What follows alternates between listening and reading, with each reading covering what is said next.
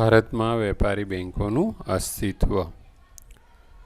બે પ્રકારની બેંકો ભારતમાં જોવા મળે છે, એક વેપારી બેંકો અને બીજું છે જાહેર ક્ષેત્રની બેંકો। 1991ના આર્થિક પરિવર્તનો પછી ખાનગી ક્ષેત્રે આંતરરાષ્ટ્રીય બેંકોનો પ્રવેશ થયો છે।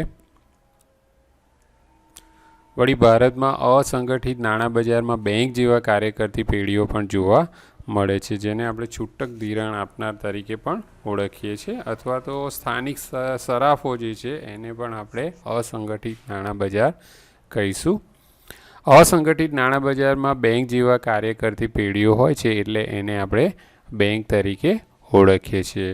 1934માં ભારતમાં કંપની દ્વારા બેન્કિંગ કંપની દ્વારા પ્રમાણે જે વ્યાખ્યા આપી છે એ વ્યાખ્યા જોઈએ તો વેપારી બેંકની કાયદેસરની વ્યાખ્યા મુજબ બેન્કિંગના કાર્યો કરતી જે સંસ્થાઓ રિઝર્વ બેંક ઓફ ઇન્ડિયાના 1934ના ધારાની બીજી અનુસૂચિમાં એટલે કે બીજા શેડ્યુલમાં પ્રવેશ પામી હોય અને તે રીતે સ્થપાઈ હોય તે બેંકને શેડ્યુલ બેંક કહેવામાં આવે છે। હવે શેડ્યુલ બેંકોમાં પણ બે પ્રકાર પડે છે, એક છે વેપારી બેંકો અને બીજું છે સહકારી બેંકો। સહકારી બેંકોના પ્રકારો નથી પણ વેપારી બેંકોના પ્રકારો છે, તો એના પેટા પ્રકારો જોઈએ। એમાં પહેલું છે જાહેર ક્ષેત્રની બેંકો, ખાનગી ક્ષેત્રની બેંકો, વિદેશી બેંકો અને પ્રાદેશિક ગ્રામીણ બેંકો। હવે આપણે જોઈએ મધ્યસ્થ બેંક। દુનિયાના દરેક દેશમાં એક મધ્યસ્થ બેંક તો હોય જ, જે દેશની તમામ બેંકોની કામગીરીનું સંચાલન કરે, મૂલ્યાંકન અને અંકુશની કામગીરી બજાવે। ઉપરાંત મધ્યસ્થ બેંક ગ્રાહકોના તથા પ્રજાના હક અને હિતની જાળવણીની કામગીરી પણ બજાવે છે। એટલે દુનિયાના દરેક દેશમાં એક મધ્યસ્થ બેંક હોય છે, જે તમામ બેંકોની કામગીરીનું સંચાલન કરે, મૂલ્યાંકન કરે અને અંકુશની કામગીરી બજાવે છે। ગ્રાહકોના તથા પ્રજા અને હિતની જાળવણી કરે છે। આરપી કેનના શબ્દોમાં મધ્યસ્થ બેંક એટલે એવી સંસ્થા કે જેને દેશના સામાન્ય હિત માટે અર્થતંત્રમાં નાણાંના વિસ્તરણ અને સંકોચનની જવાબદારી સોંપવામાં આવેલી હોય છે। આમ સર્વોચ્ચ બેંક એટલે કે મધ્યસ્થ બેંકનું મુખ્ય કાર્ય નાણાં બજાર અને બેન્કિંગ ક્ષેત્રને મદદ કરવાનું છે, તેનું નિરીક્ષણ કરવાનું અને પ્રોત્સાહન આપવાનું છે। ભારતીય રિઝર્વ બેંક સ્થાપના 1 એપ્રિલ 1935માં થઈ હતી। જાન્યુઆરી 1949માં મધ્યસ્થ બેંકનું રાષ્ટ્રીયકરણ કરવામાં આવ્યું હતું। ભારતની નાણાકીય નીતિ ઘડવાનું કામ કરે છે। અહીંયા તમે ચાર્ટમાં જોઈ શકો છો, મોનેટરી પોલિસીની રચના કરે છે। Long term loan from RBI એટલે આરબીઆઈમાંથી જે લાંબા ગાળાની લોન લે છે તો એના જે બેંક રેટ છે, એમએસએફ રેટ છે, પછી રેપો રેટ છે, આરઆર રેટ છે, એસએલઆર રેટ છે, સીઆરઆર છે, એ બધાનું કાર્ય એટલે એ બધા જે રેટ છે એ નક્કી કરવાનું કાર્ય રિઝર્વ બેંક ઓફ ઇન્ડિયા કરે છે। રિઝર્વ બેંક ઓફ ઇન્ડિયાના નાણાકીય કાર્યો જોઈએ તો એનું પહેલું જે કાર્ય છે ચલણ બહાર પાડવાનું કાર્ય છે।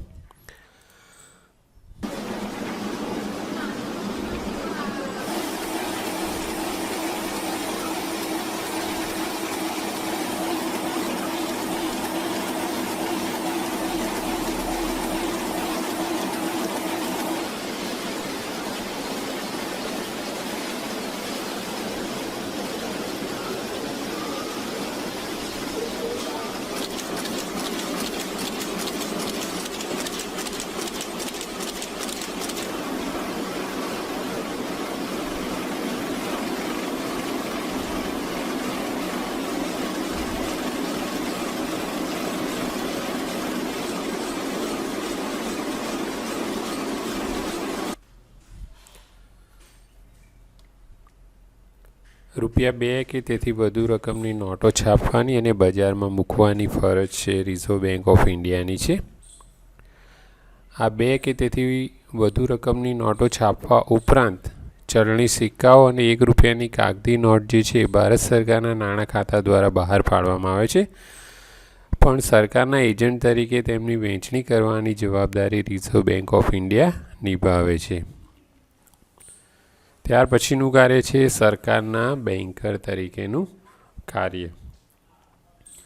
આરબીઆઈ કેન્દ્ર સરકાર તથા રાજ્ય સરકારોની બેંક તરીકે નાણાકીય સલાહકાર તરીકે ફરજ બજાવે છે. એજન્ટ તરીકે સરકારના બોન્ડ, સરકારના ખાતાઓ, ચલણી સિક્કાઓ, 1 રૂપિયાની નોટ વગેરેનો વહીવટ કરે છે. સરકારને પણ ધિરાણ આપે છે. બેંકોની બેંક અને બેંકોના અંતિમ સહાયક તરીકેનું કાર્ય. આરબીઆઈ ભારતની બધી જ શિડ્યુલ બેંકોની બેંક તથા નિયમનકાર છે. બેંકોની રોકડ અનામતનું સંચાલન કરે છે. વેપારી બેંકોની ધિરાણ અંગેની નીતિની દિશા નક્કી કરે છે. વ્યાજના દર પણ આદેશિત કરે છે. નાણાકીય કટોકટીના સમયે અંતિમ સહાયક તરીકેની જવાબદારી નિભાવે છે. શાખ નિયમનની કામગીરી. વિદ્યાર્થીઓ, અગાઉ આપણે એક યુનિટમાં જોઈ ગયા છે કે શાખ સર્જનની પ્રક્રિયા કેવી રીતે થાય છે. તો અગાઉની સ્લાઇડ્સમાં આપણે એના વિશે જોઈએ.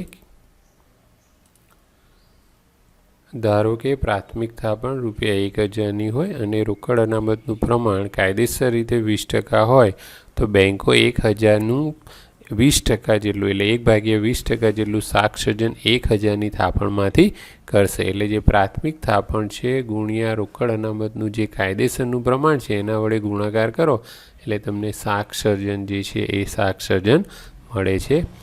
1000ની પ્રાથમિક થાપણમાંથી ₹5000 જેટલું શાખ સર્જન થશે એ આપણે એક કોષ્ટક દ્વારા અગાઉના યુનિટમાં સમજી ગયા છે અને એનું સૂત્ર પણ અહીંયા આપણે સમજી ગયા છે કે શાખ સર્જન બરાબર પ્રાથમિક થાપણ ગુણ્યા રોકડ અનામતનું પ્રમાણ.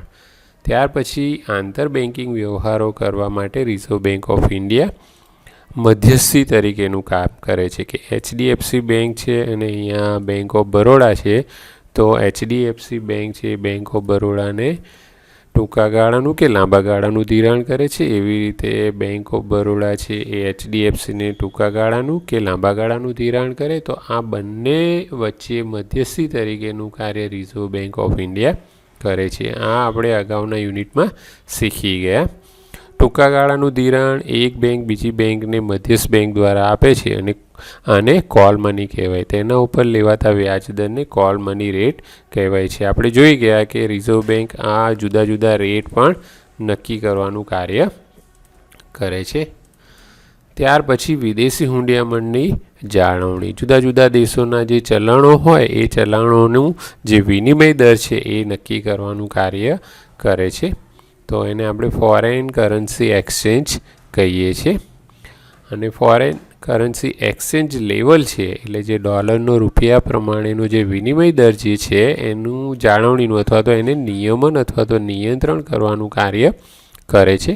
અહીંયા તમે આ અનુસૂચિમાં ડેટ છે અલગ અલગ એપ્રિલ 28, એપ્રિલ 21, એપ્રિલ 14, એપ્રિલ 7 અને માર્ચ 31. એટલે માર્ચ 31થી 28 એપ્રિલ સુધી જે ડોલર અને એનો રૂપિયા સાથેનો જે વિનિમય દર જે છે એ અહીંયા એનું એક આલેખ આપેલો છે. તો અહીંયા 64.38 છે $1ની પ્રાઇસ.